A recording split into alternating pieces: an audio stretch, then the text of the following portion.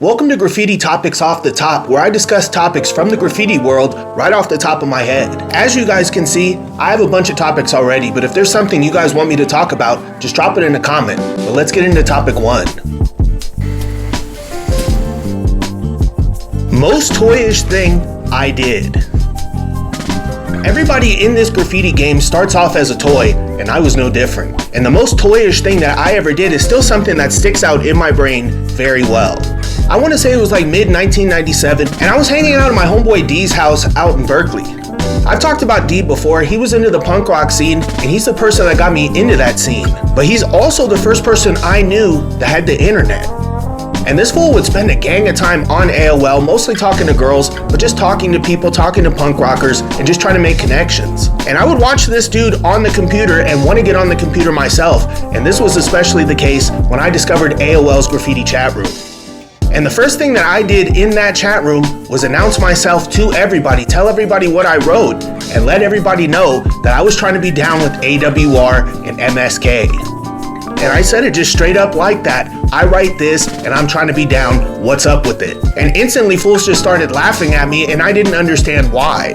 I really didn't see the big deal and I wanted to show some homage. I wanted to let them know that they were very important to me in my graffiti journey. And if I could spread that name around and put in some work and be down with these people, it would just make my life. And naturally, the fools in that chat room had every single reason to laugh at me. For you guys that don't know, AWR and MSK were centered around the writers Saber, Revoke, GK, Bus, Norm, and many others. Every name that I mentioned just now are legends. And these were dudes that were up not just where they were from in LA, but they were up in San Francisco as well as a bunch of places in between. And here I was on the internet trying to join a crew that was possibly the top crew in the whole state, and it was made up of people that knew each other in real life for years. And the fact that I didn't see an issue with doing this just goes to show how much of a toy I was at that point. And for the next couple of months, anytime my name would pop up, anytime I would say anything, fools would be like, hey, what's up? You were that dude that was trying to be down with AWR, weren't you? I'd be like, yeah, what's the problem with that? I'm still trying to be down. Why, what's up? Are you from AWR? Are you gonna let me join? But alas, nobody ever let me into the crew. I'm still not from AWR or MSK to this day, but I still have a lot of love for him.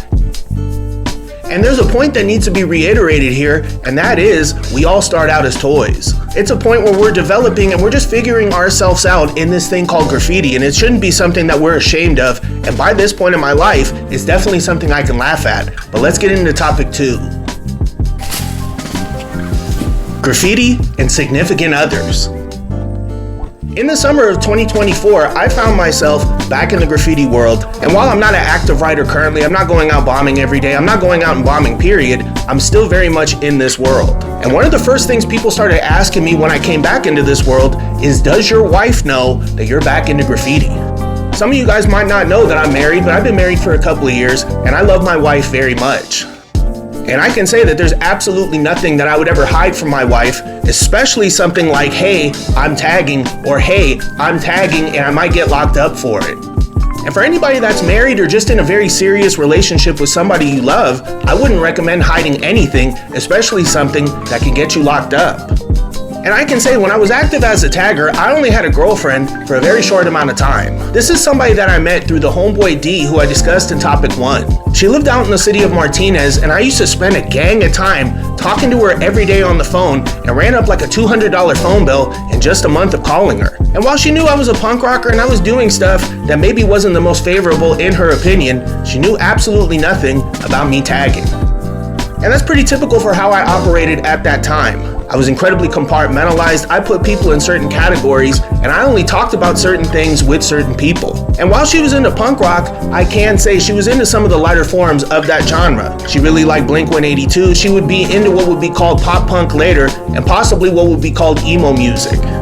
And while she was abused pretty heavily, like I heard her getting the crap beat out of her when I was on the phone with her, she knew absolutely nothing about the streets. And really, I just didn't expect her to understand what we had going on in the city, this thing called graffiti that we all loved. I expected it to just make no sense to her. So, like I did with a lot of people, I told her absolutely nothing about it. And she was just one more person that I hid this graff thing from. Our relationship only lasted a couple of months, and in retrospect, I don't really regret not telling her about graff. But there's no way in hell I could be with somebody now, especially somebody I'm married to, and keep a secret like that. And if you love somebody and you want somebody to be in your life permanently, you just have to be yourself. And if you're a graph writer, that just means you need to tag, and you need to do it openly, and you need to have people that support you in this journey on your side. And if this lifestyle isn't for them and they don't want to spend time worried about you out in the streets, risking your freedom, risking your health, you might have to consider backing away. But I can say, at least in my case, anybody I'm currently close to supports what I'm doing, and there's nothing to hide and no reason to hide it. And a lot of the topics that you see in this hat are about relationships and relating being a graffiti writer to non-graffiti writers. But if there's something else in particular you guys want me to speak on, just let me know in the comments. But let's get into topic 3. Annoying toy stuff, asking for names.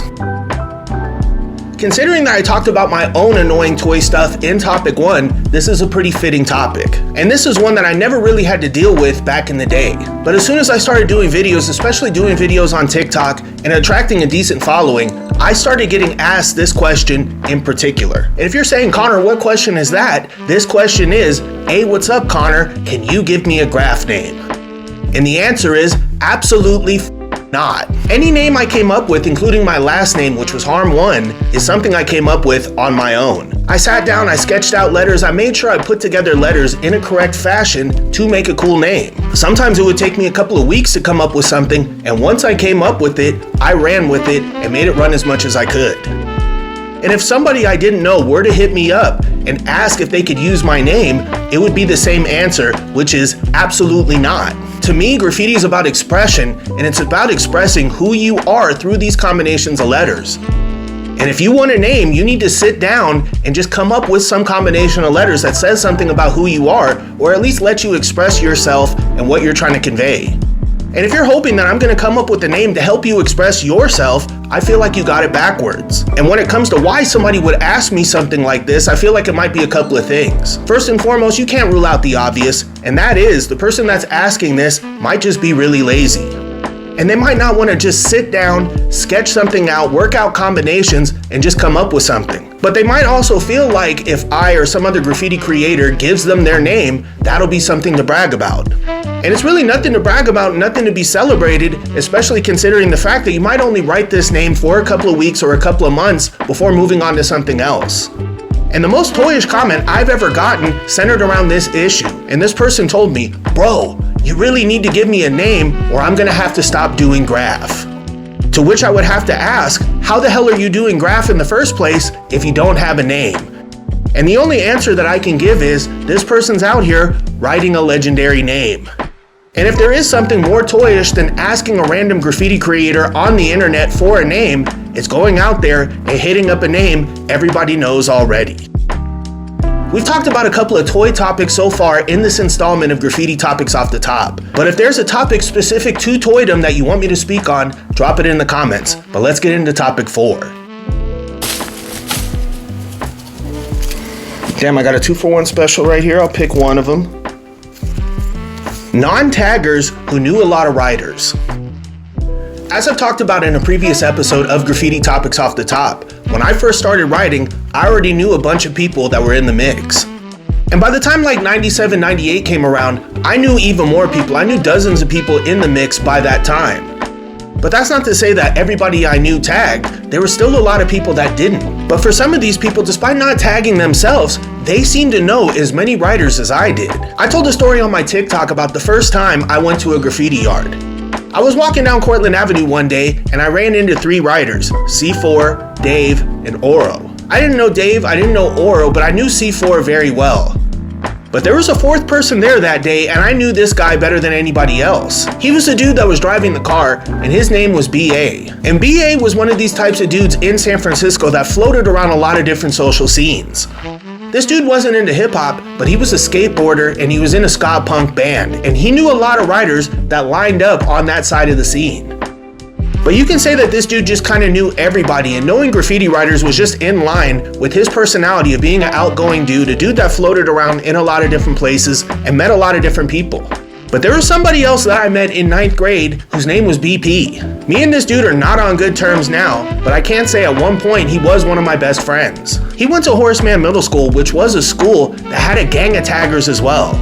And in particular, the guys that were from FMT and FN, dudes like Brewer and Curbs, were some of his best friends. And when he started going to Wallenberg, he started kicking it with me, the Homeboy K, the Homeboy W, and other riders as well. Just like BA, BP was the type of dude that just kind of knew everybody. But unlike BA, damn near all of his best friends were all riders, but despite this fact, he never seemed tempted to tag himself. And me and him will talk about Graff a lot, and I just got the impression that he knew as many riders as I did without ever having bus hopped for a day. And these two were far from the only dudes in the scene that seemed to know all these different riders but didn't tag themselves. And out of all these different dudes that knew all these riders, I only knew one guy that ever tried his hand at tagging. And after a couple of weeks of him doing so, I also told him he didn't need to do it anymore. If all he was trying to do was just kick it with us, we'd be down to kick it with him regardless.